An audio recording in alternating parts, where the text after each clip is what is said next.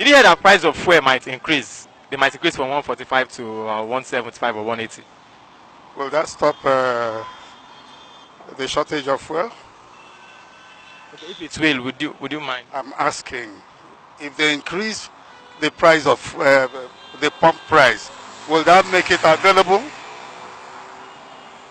I don't know. It's a question you and me have to answer. You know where we started? You know where we are? They keep on increasing that fuel will be available, fuel will be available. Now it is not available. Now if we agree that it should go up now, is that an assurance that the fuel will continue to be available?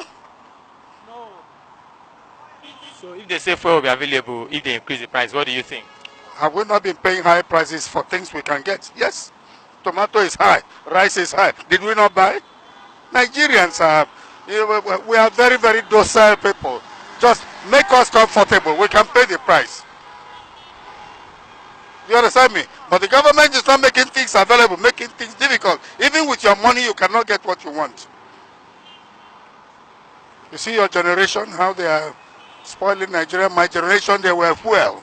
There was Generation is spoiling Nigeria. Oh yes, come on. How are we? Oh, young men like you can't handle. That's why you went to the village to bring old people like us to come and run the government for you. I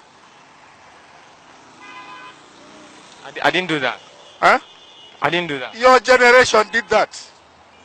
I thought we were moving forward with the past president. Now you went to the village to bring a retired man.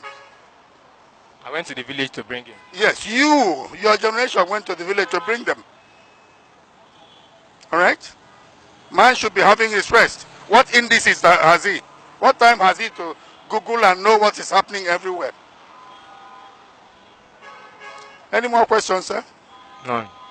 None. So, thank you, sir. If you love this country, if you love this country, come out and do politics and save this country.